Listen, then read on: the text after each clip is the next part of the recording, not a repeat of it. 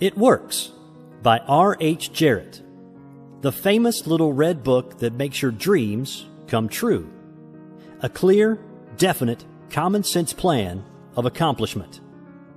All who joy would win must share it. Happiness was born a twin. Lord Byron. Send It Works to your friends. The author sent the manuscript of this book for criticism to a friend who returned it with the notation, "It works." This judgment born of experience was adopted as the title of the book. A concise, definite, resultful plan with rules, explanations, and suggestions for bettering your condition in life. If you know what you want, you can have it. The man who wrote this book is highly successful and widely known for his generosity and helpful spirit. He gives full credit for all that he has accomplished in mastering circumstances, accumulating wealth, and winning friends to the silent working out of the simple, powerful truth which he tells of in his work. He shows you here an easy, open road to a larger, happier life. Knowing that the greatest good comes from helping others without expecting praise, the author of this work has requested that his name be omitted. What is the real secret of attaining desirable possessions? Are some people born under a lucky star, or other charm which enables them to have all that which seems so desirable? And if not, what is the cause of the difference in conditions under which men live? Many years ago, feeling that there must be a logical answer to this question, I decided to find out, if possible, what it was. I found the answer to my own satisfaction, and for years have given the information to others who have used it successfully. From a scientific, psychological, or theological viewpoint, some of the following statements may be interpreted as incorrect, but nevertheless, the plan has brought the results desired to those who have followed the simple instructions, and it is my sincere belief that I am now presenting it in a way which will bring happiness and possessions to many more. If wishes were horses, beggars would ride, is the attitude taken by the average man and woman in regard to possessions.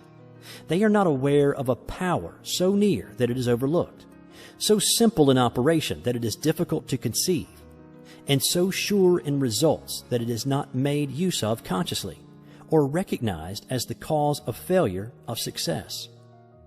"Gee, I wish that were mine," is the outburst of Jimmy the office boy as the new red roadster goes by. And Florence the telephone operator expresses the same thought regarding a ring in the jeweler's window, while poor old Jones the bookkeeper during the Sunday stroll replies to his wife, "Yes, dear, it would be nice to have a home like that, but it is out of the question. We will have to continue to rent." Landum the salesman protests that he does all the work, gets the short end of the money, and will someday quit his job and find a real one. And President Bondum, in his private sanctum, voices a bitter tirade against the annual attack of hay fever. At home, it is much the same. Last evening, father declared that daughter Mabel was headed straight for disaster. And today, mother's allowance problem and other trying affairs fade into insignificance as she exclaims, "This is the last straw. Robert's schoolteacher wants to see me this afternoon. His reports are terrible, I know. But I'm late for bridge now. She'll have to wait until tomorrow." So goes the endless stream of expressions like these from millions of people in all classes who give no thought to what they really want, and who are getting all they are entitled to or expect. If you're one of these millions of thoughtless talkers or wishers and would like a decided change from your present condition, you can have it. But first of all, you must know what you want. And this is no easy task. When you can train your objective mind, the mind you use every day to decide definitely upon the things or conditions you desire, you will have taken your first big step in accomplishing or securing what you know you want. To get what you want is no more mysterious or uncertain than the radio waves all around you. Tune in correctly, and you get a perfect result. But to do this, it is, of course, necessary to know something of your equipment and have a plan of operation. You have within you a mighty power, anxious and willing to serve you, a power capable of giving you that which you earnestly desire. This power is described by Thompson J. Hudson, Ph.D., LL.D., author of The Law of Psychic Phenomena, as your subjective mind. Other learned writers use different names and terms, but all agree that it is omnipotent. Therefore, I call this power Emmanuel, God in us. Regardless of the name of the great power or the conscious admission of a God, the power is capable and willing to carry to a complete and perfect conclusion very earnest desire of your objective mind. But you must be really in earnest about what you want. Occasional wishing or half-hearted wanting does not form a perfect connection or communication with your omnipotent power. You must be in earnest, sincerely and truthfully desiring certain conditions or things, mental, physical, or spiritual. Your objective mind and will are so vacillating that you usually only wish for things, and the wonderful, capable power within you does not function. Most wishes are simply vocal expressions. Jimmy the office boy gave no thought of possessing the red roadster. Landon the salesman was not thinking of any other job or even thinking at all. President Bondum knew he had hay fever and was expecting it. Father's business was quite successful, and Mother, no doubt, brought home first prize from the bridge party that day. But they had no fixed idea of what they really wanted their children to accomplish, and were actually helping to bring about the unhappy conditions which existed. If you are in earnest about changing your present condition, here is a concise, definite, resultful plan with rules, explanations, and suggestions.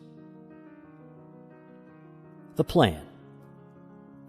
Write down on paper in order of their importance the things and conditions you really want.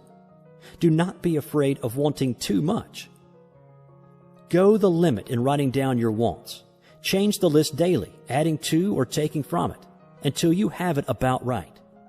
Do not be discouraged on account of changes, as this is natural. There will always be changes and additions with accomplishments and increasing desires.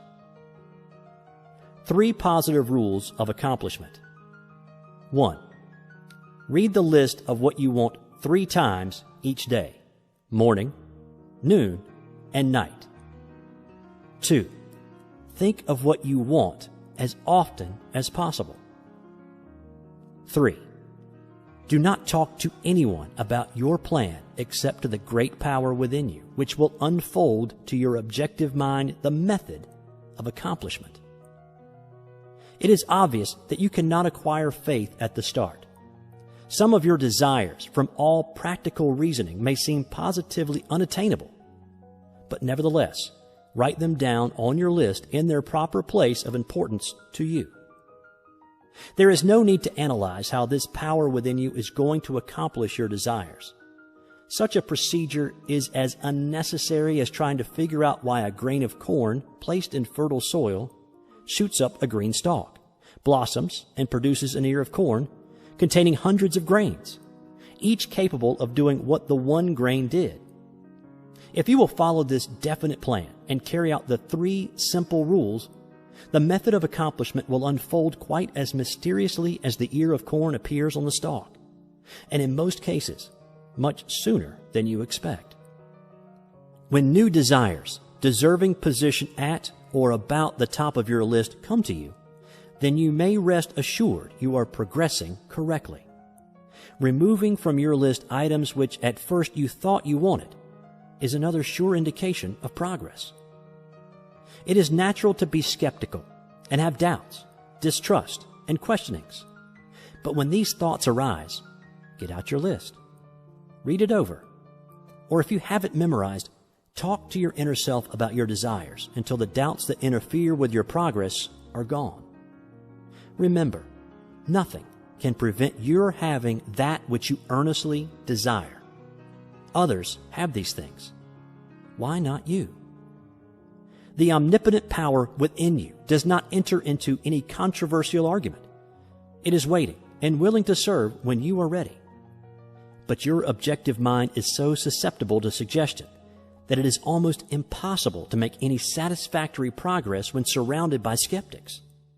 Therefore, choose your friends carefully and associate with people who now have some of the things you really want, but do not discuss your method of accomplishment with them.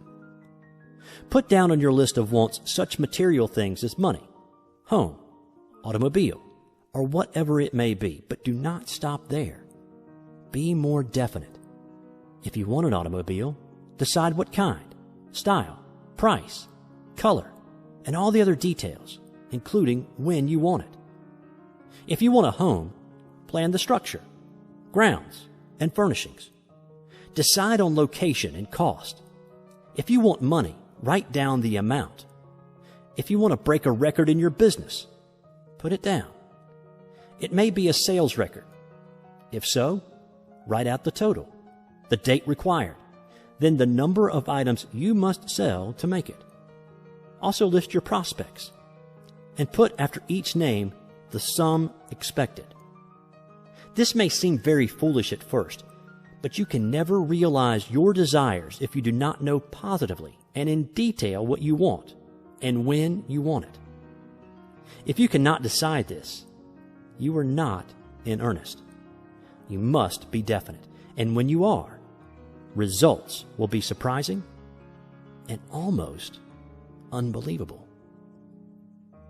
A natural and ancient enemy will no doubt appear when you get your first taste of accomplishment.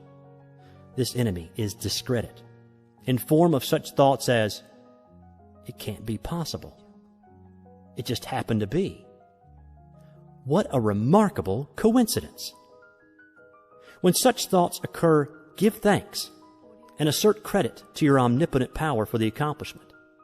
By doing this, you gain assurance in more accomplishment and in time, prove to yourself that there is a law which actually works at all times when you are in tune with it. Sincere and earnest thanks cannot be given without gratitude, and it is impossible to be thankful and grateful without being happy. Therefore, when you are thanking your greatest and best friend, your omnipotent power, for the gifts received, do so with all your soul, and let it be reflected in your face. The power and what it does is beyond understanding. Do not try to understand it, but accept the accomplishment with thankfulness, happiness, and strengthened faith. Caution. It is possible to want and obtain that which will make you miserable, that which will wreck the happiness of others, that which will cause sickness and death, that which will rob you of eternal life. You can have what you want, but you must take all that goes with it. So in planning your wants, plan that which you are sure will give to you and your fellow man the greatest good here on earth, thus paving the way to that future hope beyond the pale of human understanding. This method of securing what you want applies to everything you are capable of desiring, and the scope being so great, it is suggested that your first list consist of only those things with which you are quite familiar, such as an amount of money or accomplishment, or the possession of material things. Such desires as these are more easily and quickly obtained than the discontinuance of fixed habits, the welfare of others, and the healing of mental or bodily ills. Accomplish the lesser things first, then take the next step. And when that is accomplished, you will seek the higher and really important objectives in life. But long before you reach this stage of your progress, many worthwhile desires will find their place on your list. One will be to help others as you have been helped. Great is the reward to those who help and give without thought of self, as it is impossible to be unselfish without gain. In conclusion, a short while ago, Dr. Emile Coué came to this country and showed thousands of people how to heal themselves. Thousands of others spoofed at the idea, refused his assistance, and are today where they were before his visit. So with the statements and plan presented to you now, You can reject or accept. You can remain as you are or have anything you want. The choice is yours. But God grant that you may find in this short volume the inspiration to choose aright. Follow the plan and thereby obtain, as so many others have, all things, whatever they may be, that you desire. Read the entire book over again and again and then again. Memorize the 3 simple rules. Test them now on what you want most this minute. This book could have extended easily over 350 pages, but it has been deliberately shortened to make it as easy as possible for you to read, understand, and use. Will you try it? Thousands of bettered lives will testify to the fact that it works. A letter to you from the author. Dear reader, the great possessions of life are all gifts mysteriously bestowed. Sight, hearing, aspiration, love, or life itself. The same is true of ideas. The richest of them are given to us, as for instance the powerful idea which this book has given you. What are you going to do with it? Are you surprised when I tell you the most profitable thing you can do is to give it away? You can do this in an easy and practical way by having this book sent to those you know who need it. In this way, you can help in the distribution of this worthwhile effort to make the lives of others better and happier. You know people who are standing still or who are worried and discouraged. This is your chance to help them help themselves. If you withhold this book from them, you will lose the conscious satisfaction that comes from doing good.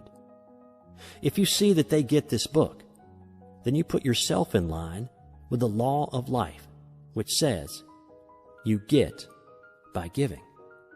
And you may rightly expect prosperity and achievement. At the very least, you will have the inner sense of having done a good deed with no hope of being openly thanked, and your reward will come secretly in added power and larger life. The author.